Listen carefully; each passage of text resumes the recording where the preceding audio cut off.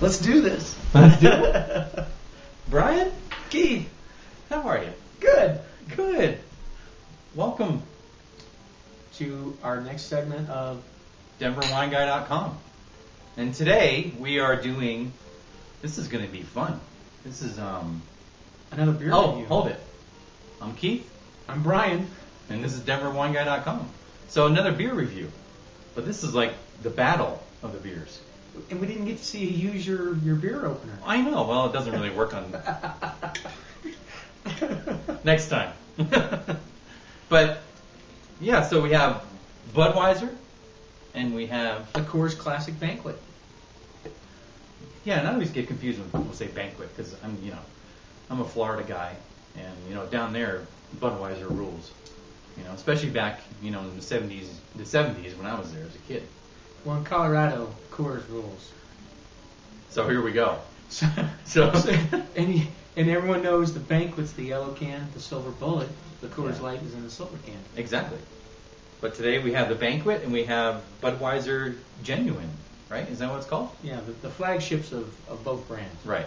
So we're going to compare them, and side by side, and we don't know which is which, right? And so we're going to decide which one we like better.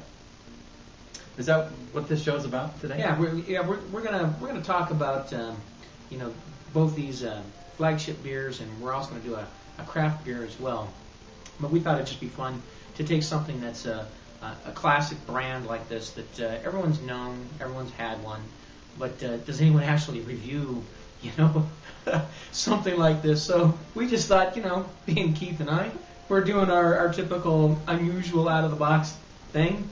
Like I said, we did the PBR. The economy's bad, Wall Street's in the tank. I mean, people are drinking these beers.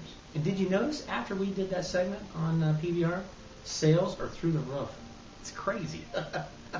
And Wall Street gained 1 point. I think. So it's these are popular beers. People really. Well, I got to tell you, Have you tasted both? I did. You can tell. I mean, looking at the color of them, and again, I think when we did this on camera, you probably can't really see color unless we're swirling. But these are very, very close in color. The smell, I think in these beers are both very light. I guess would make sense. They're both considered Pilsner, are they not? They are. Yeah. And they were both started at about the same time, late 1800s. 3 years apart. 3 years apart. With Coors being the oldest. Exactly. 1873, I think, and 1876. Yeah. So that's interesting. As we were saying, there must have been a lot of immigrants coming into the country then from Germany, and hence, lots of big breweries were started back then. And they're still around today. Here are companies going out of business all over the country, and here we are talking about two companies that are still going strong. Remember Stroh's used to be number 3. Are they around still? No, well, they used to be family owned. I think Miller bought the rights to all their names and brands. Gotcha. But I don't think Stroh's is out there on the market anymore. So what'd you think? I haven't Tried the other one? I have not. I have, and I got to tell you, I like the aroma on A more than I think A has more. I'll say A and B.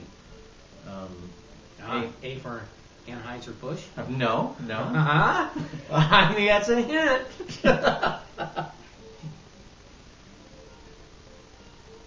Actually, I'm going to go with that. I mean, I know this isn't supposed to be a blind tasting. Anheuser-Busch, A-B. So does that mean Coors doesn't even win? I think the one on my left, which is the same as yours on the left, I think that's Budweiser. Though I know this isn't the point to decide which one's which, but I think that's Bud, and I think this is Coors. And I think what's interesting in tasting these beers, the Budweiser, or what I think is Budweiser, right? How are we going to know what's which? We're going to ask Brian Moore over here.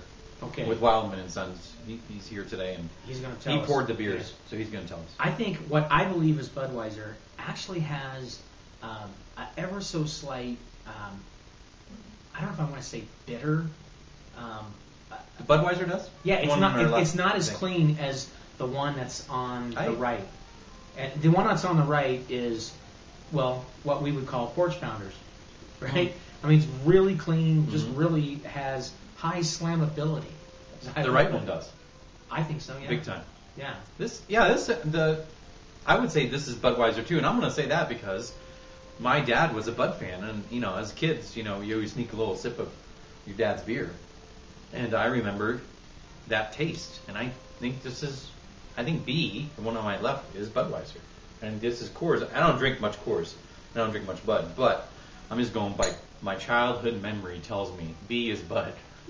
Yeah, my memory kind of tells me the same thing. And I would say, Coors. I would say Coors is more of a pounder than Bud. I mean, I think they're both that, obviously. This is big in NASCAR, and this is big. Coors is what? Big for the Rockies. Big for the Rockies. During Prohibition, Coors actually had to be forced to shut down and. Well, shut at least beer production. But, we were talking earlier about how through all these times, things like Coors and Budweiser still exist. They got through Prohibition by getting into porcelain. They started making porcelain. In fact... And still do. They still do. They originally started doing porcelain for the tops of their bottles. They were porcelain capped. Right. And Coors was also responsible for the first... space shuttle, the tiles, the porcelain tiles. Gotcha. That were on the space shuttle. Very good. Yeah. Hey, got to be creative in business, right? To stay in business. Exactly. So, innovate or die, as I always say. So, which one do you like best? You know what? We both agree on which we feel is which. I'm going to go the one on the right is more enjoyable to me than the one on the left. Though both of them are great, beers. And I think after mowing the grass, doing something, some heavy work, you need something to cool off. Either one of these beers would work, but I do prefer this one. I prefer the one on my left. Oh, the one on your left. I prefer this one, which we think is the Bud. I think the one on my left is Bud, and the one on my right. But so you're saying the one on the right is Coors, and you like it better than the one on your left. That's what I'm saying. And I like the one on my left, which I think is Bud. He agrees the one on the left is Bud, so we'll see. And that's the one that you're used to growing up with. Right. So we'll see which is which, but I like the one on my left. Now, this is going to be funny. We're both right. Well, someone's got to be right. So, Brian Moore. No way! That's Coors. Really? Darker color. I think the lighter color for the Bud comes from the rice.